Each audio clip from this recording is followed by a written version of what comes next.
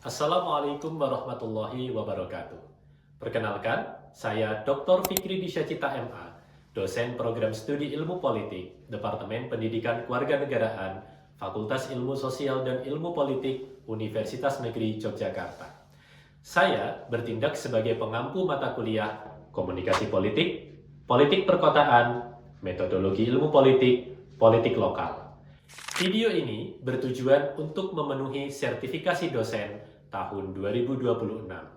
Dalam video ini, saya menampilkan proses pembelajaran mata kuliah Komunikasi Politik dengan topik konsep dramaturgi dalam komunikasi politik pada pertemuan ketiga. Secara umum, tujuan mata kuliah ini adalah membekali mahasiswa dengan kemampuan memahami dan berpikir kritis mengenai konsep-konsep kunci dalam komunikasi politik, yakni pertama, konsep dasar komunikasi politik, kedua, aktor dan medium komunikasi politik, ketiga, strategi-strategi komunikasi politik. Selain itu, mahasiswa diharapkan dapat menerapkan konsep-konsep penting yang telah dipelajari di mata kuliah komunikasi politik untuk menganalisis secara kritis berbagai fenomena komunikasi politik. Bentuk pembelajaran yang dilakukan adalah kuliah tatap muka, kuliah daring, dan blended learning atau pembelajaran bauran. Selain menggunakan PowerPoint, materi kuliah disajikan dalam format Google Classroom sebagai bentuk inovasi teknologi pembelajaran. Capaian pembelajaran lulusan mata kuliah ini terdiri dari 4 CPL. Adapun total CPL Program Studi Ilmu Politik Universitas Negeri Yogyakarta berjumlah 10. 4 CPL mata kuliah komunikasi politik antara lain 1. CPL 2, yakni mampu menganalisis dinamika politik lokal, nasional, dan global secara kritis dan demokratis. 2. CPL 3, menunjukkan sikap menghargai keberagaman identitas sosial, budaya, agama, dan politik.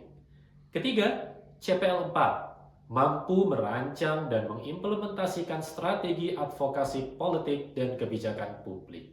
Keempat, CPL 9, mampu memfasilitasi partisipasi masyarakat dalam proses demokrasi, mulai dari pemilu, musyawarah desa, hingga proses perumusan kebijakan publik. Sedangkan capaian pembelajaran mata kuliah ini adalah 1. Mahasiswa mampu menjelaskan konsep dasar komunikasi politik.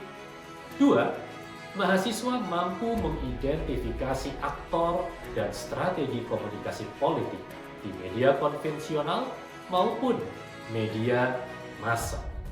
Ketiga, mahasiswa mampu menganalisis praktik dramaturgi politik aktor-aktor politik.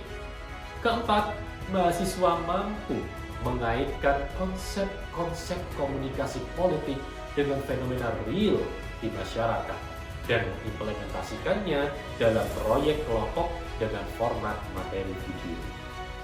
Metode yang dilakukan dalam perkuliahan ini diantaranya ceramah, diskusi, tugas mandiri, studi kasus, dan proyek kelompok. Media sosial menjadi salah satu instrumen penting untuk mendukung proses perkuliahan, terutama dalam studi kasus. Pada pertemuan ketiga ini, materi yang diberikan pada mahasiswa meliputi pertama, definisi dramaturgi politik. Kedua, konsep kunci dalam dramaturgi politik. Yang ketiga, isu-isu strategis dan kontemporer dalam dramaturgi politik. Adapun cara dan teknik penilaian dalam perkuliahan komunikasi politik melihat dari pertama, aspek keaktifan, kemudian kedua, kuis, yang ketiga, tugas baik yang bersifat individu maupun kelompok, meliputi tugas studi kasus atau proyek. Yang terakhir adalah ujian tengah semester atau UTS dan ujian akhir semester atau UAS. Demikian yang dapat saya sampaikan sebagai pembuka dan penjelas dalam pengantar video pembelajaran komunikasi politik. Selamat menyaksikan video pembelajaran ini. Selamat siang semuanya. Siang. Baik. Baik, kita mulai terlebih dahulu kelas komunikasi politik pada siang hari ini. Bismillahirrahmanirrahim. Assalamualaikum warahmatullahi wabarakatuh. Waalaikumsalam warahmatullahi wabarakatuh. Apa kabarnya hari ini teman-teman mahasiswa? Baik, terima kasih. Teman-teman sekalian, sebelum memasuki materi perkuliahan pada pertemuan ketiga mata kuliah komunikasi politik pada siang hari ini, marilah kita berdoa menurut keyakinan dan kepercayaan masing-masing agar proses perkuliahan berjalan lancar. Berdoa dipersilakan.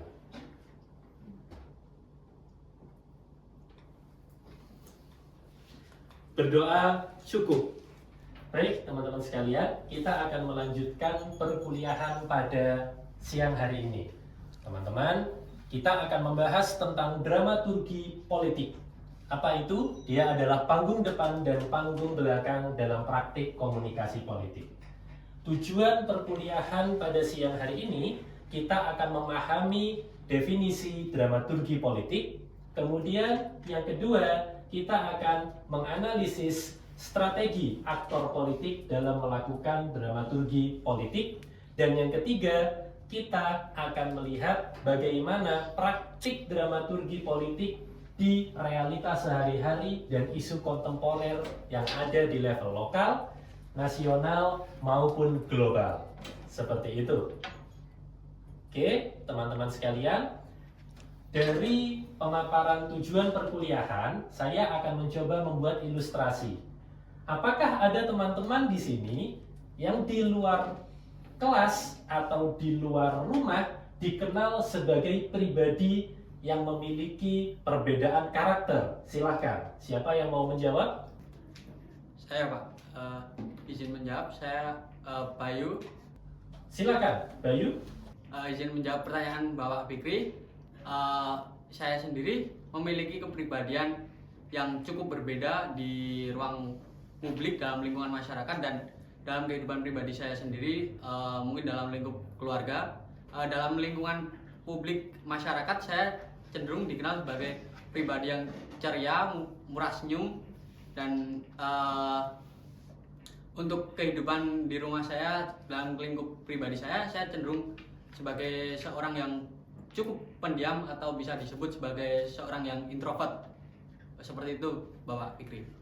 Baik, terima kasih Bayu atas jawaban dan umpan baliknya.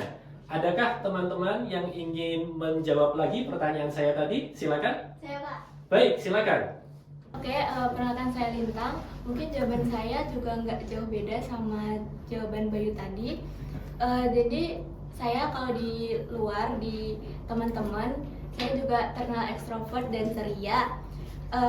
Tapi di rumah saya lebih cenderung diam karena saya merasa energi saya sudah habis sama teman-teman di luar rumah. Seperti itu, Pak.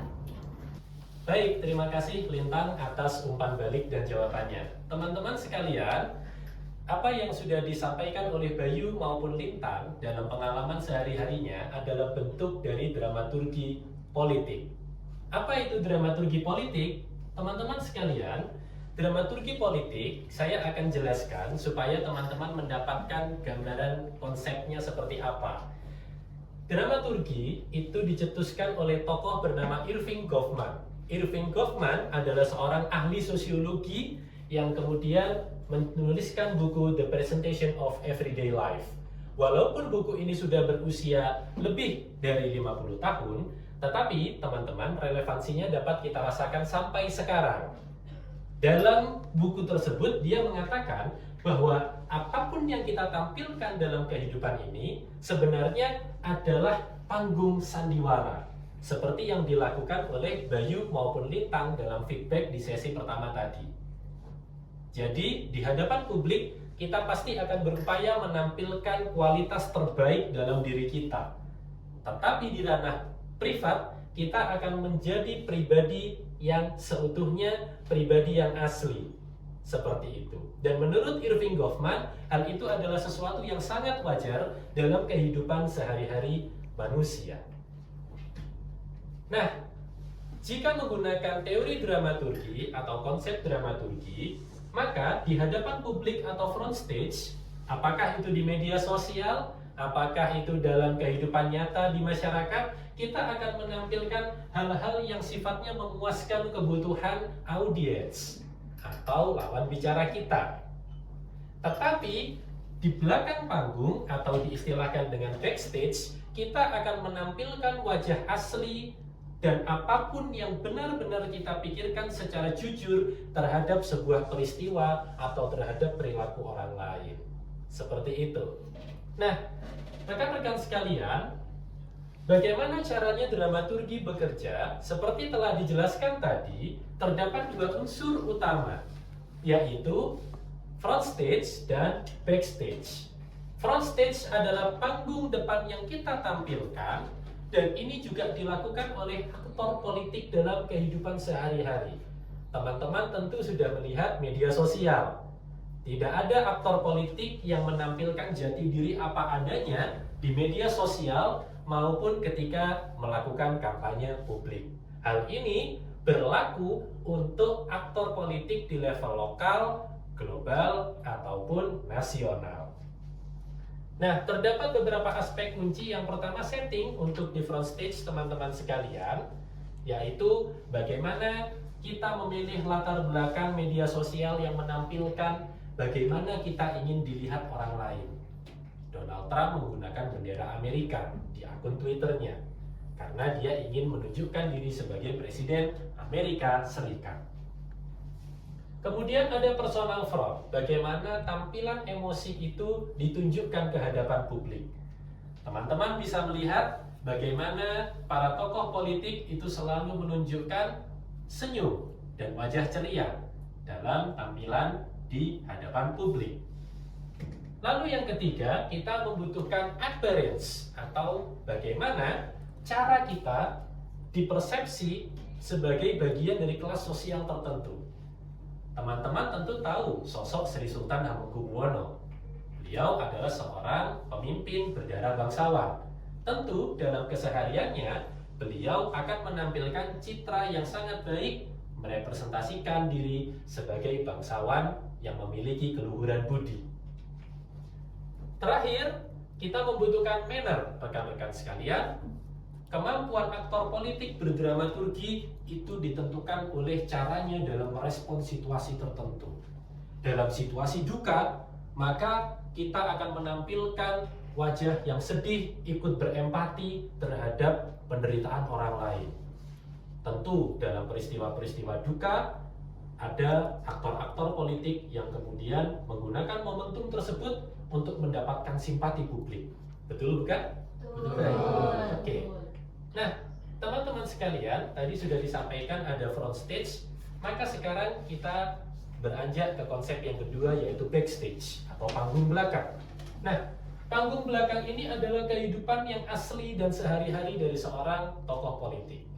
Seperti disampaikan oleh Lintang dan Bayu dalam sesi pertama tadi, disampaikan bahwa di rumah maupun di publik keduanya memiliki perbedaan karakter yang dikenal oleh orang.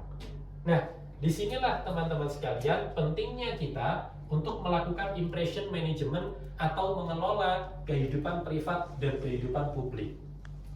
Biasanya kita akan memiliki seorang penasihat di bidang komunikasi publik untuk membantu kita mengelola bagaimana kesan kita di ruang privat maupun di ruang publik. Yang kedua, ada mistifikasi. Artinya, jangan menjadi pribadi yang mudah ditemui oleh publik. Buatlah kehidupan kita semisterius mungkin, terutama dalam hal privat. Hal inilah yang akan membuat lawan tidak bisa menebak apa manuver politik kita selanjutnya.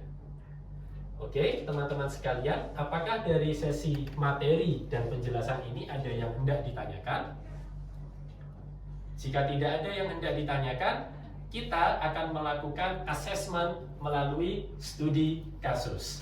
Teman-teman, silakan bersama dengan rekan sebangku untuk berdiskusi. Teman-teman bisa menggunakan buku yang kita jadikan referensi, yaitu buku Komunikasi Politik oleh Brian McNair, atau teman-teman bisa mencari melalui internet dengan teknologi laptop ataupun smart tablet masing-masing. silakan mencari bagaimanakah Donald Trump ditinjau dalam perspektif dramaturgi politik.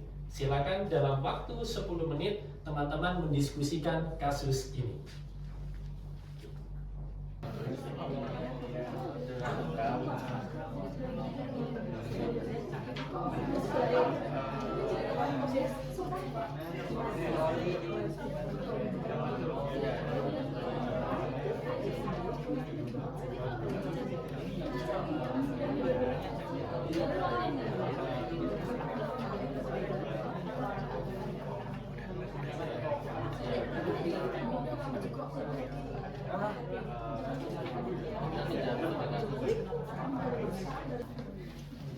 Oke, kalau kalian menggunakan jurnal internasional, maka kalian betul untuk melihat jurnal-jurnal digital dari Taylor and Francis bisa. Kemudian teman-teman bisa melihat jurnal dari dalam negeri, dari kampus-kampus bereputasi maupun dari lembaga-lembaga internasional yang berskopus untuk melihat fenomena-fenomena dramaturgi politik di level global. Seperti itu, silakan bisa dicari ya. Oke, terima kasih Pak. Sama. Baik, rekan-rekan sekalian, waktu untuk diskusi studi kasus telah selesai. 10 menit lamanya. Baik, rekan-rekan sekalian, tadi pertanyaan atau kasus yang saya berikan adalah bagaimana perilaku atau strategi Donald Trump di dalam panggung politik global ditinjau dari kacamata dramaturgi. Rekan-rekan telah berdiskusi, bertukar pikiran terkait dengan kasus yang saya berikan. Silahkan untuk kelompok-kelompok yang sudah mencatat hasil diskusinya tadi, barangkali adakah yang mau menyampaikan pendapatnya? Silakan tunjuk tangan. Baik, Saudara Al, silakan untuk menyampaikan pendapat dari studi kasus yang telah diberikan. Baiklah Bapak, izin menyampaikan hasil diskusi saya. Sebelumnya perkenalkan saya Al-Zaki, dan tadi diskusi sama teman saya Rifai itu tentang bagaimana Donald Trump itu menyampaikan komunikasinya berbeda antara di front stage sama di backstage. Yang pertama kami ada menemukan beberapa hal yang tentunya juga tadi dibantu oleh hasil diskusi sama Rifai, yaitu tentu karena Donald Trump merupakan kepala negara dari sebuah negara adidaya, jadi dia menyampaikan komunikasi politiknya itu lebih ke arah bagaimana dia menunjukkan bahwa dia memiliki power di global. Jadi terutama ketika dia lebih banyak menggunakan kata-kata atau sebuah cara komunikasi yang lebih konfrontatif dan lebih polaritatif, karena kita tadi juga dikatakan oleh saudara Rifai bahwa ketika berkampanye beliau juga kerap memberikan sebuah julukan-julukan terhadap lawan kampanyenya, yaitu seperti Sleepy Joe, dan bahkan ketika dia jadi presiden juga dia kerap menggunakan julukan itu seperti Rocketman. Tapi ada fakta baru juga yang kami temukan bahwa ada sedikit catatan dari salah satu penasehat mantan penasehat keamanan AS, yaitu John Bolton, mengatakan bahwa secara personal Donald Trump cukup terbuka dengan sebuah diskusi, karena memang pada dasarnya beliau adalah seorang pebisnis yang mungkin dengan karena dia punya background bisnis, jadi cara penyampaiannya lebih banyak arah ke sana secara pribadi, jadi dia lebih terbuka terhadap negosiasi dan lebih kompromis. Mungkin seperti itu. Baik, terima kasih atas pendapatnya Saudara Al dan Saudara Rifai. Selanjutnya silakan pendapat dari Saudari Najwa. Kami persilakan. Baik, di sini jadi saya ingin merespon pendapat dari Saudari Al dan juga merespon dari studi kasus yang telah diberikan. Dan perkenalkan, nama saya Najwa dan juga teman sebagus saya Sally. Di sini saya ingin memaparkan hasil diskusi kami bahwa Donald Trump dia mencoba untuk menjadi sosok yang kontroversial di luar negeri untuk mendapatkan perhatian dari politik negara-negara musuh. Baik, jawaban yang bagus. Terima kasih Saudari Najwa. Baik, rekan-rekan sekalian, terima kasih atas sesi diskusi terhadap studi kasus yang sudah kita lakukan. dari jawaban yang diberikan oleh saudara Al dan juga saudari Najwa, maka kita dapat menyimpulkan teman-teman sekalian bahwa kasus Donald Trump dengan segala bentuk komunikasi politiknya di panggung politik global adalah bentuk dramaturgi politik. Rekan-rekan bisa menggunakan kasus tidak hanya di level internasional, tetapi lihatlah bagaimana elit-elit politik di berbagai level dalam melakukan komunikasi publik maupun komunikasi di ruang privatnya.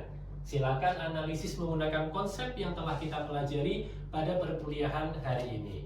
Rekan-rekan sekalian, untuk menutup perkuliahan, sebelum kita sampai di penghujung, maka saya ingin mendengarkan kesimpulan dari rekan-rekan terhadap materi perkuliahan yang telah dipelajari. Adakah teman-teman di sini yang ingin memberikan kesimpulan apa yang sudah kita pelajari pada pertemuan ketiga siang hari ini? Silahkan. Saya Pak. Baik, silakan. Nama saya Alfred, saya mau memberikan pendapat saya tentang pembelajaran mata kuliah hari kali ini. Nah, kalau menurut saya, dramaturgi ini itu lebih ke branding, Bapak. Jadi, gimana aktor politik itu membranding dirinya di depan masyarakat. Nah, di belakang layar atau backstage, biasanya aktor politik ini itu mengatur strategi bagaimana mereka akan keluar dengan brandingan yang sudah mereka rencanakan di backstage itu. Begitu Bapak kalau menurut saya. Baik, terima kasih Saudari Afi. Silakan, selanjutnya siapa? Saya Pak. Baik, silakan sampaikan pendapat Anda, Saudara Kurniawan. Perkenalkan, nama saya Kurniawan. Menurut pendapat saya, dramaturgi itu ada dua konsep. Yang kedua konsepnya yaitu merupakan front stage, yang bagaimana upaya seseorang menjadi tokoh politik yang baik di depan publik. Menurut saya seperti itu. Baik, terima kasih atas responsnya dan kesimpulannya Saudara Kurniawan. Rekan-rekan sekalian, dari pertemuan ketiga pada siang hari ini mata kuliah komunikasi politik, kita bisa menyimpulkan bahwa dramaturgi adalah tentang front stage dan backstage. Nah, bagaimana cara mengelolanya secara lebih tepat? Maka kita akan lanjutkan di pertemuan keempat minggu depan di mata kuliah komunikasi politik pada jam yang sama. Rekan-rekan silakan dapat mempelajari buku komunikasi politik dari Brian McKnight. Silakan membaca. Untuk pertemuan minggu depan kita akan membahas strategi dramaturgi politik di ranah digital. Itu adalah materi kita untuk pendalaman di pertemuan minggu depan, teman-teman sekalian. Baik, jika tidak ada yang ditanyakan lagi, teman-teman silahkan untuk mengeluarkan aplikasi Siakap Online sebagai presensi kita secara otomatis melalui sistem Universitas Negeri Yogyakarta. Silakan.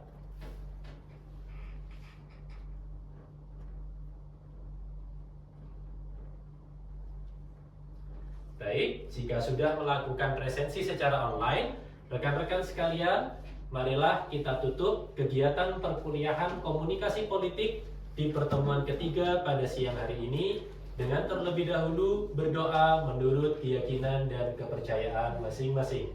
Berdoa dipersilahkan.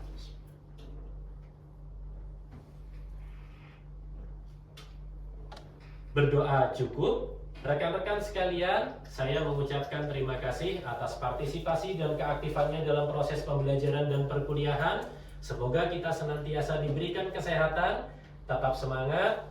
Jangan lupa untuk mempelajari tugas minggu depan, pendalaman materi mengenai dramaturgi politik di ranah digital.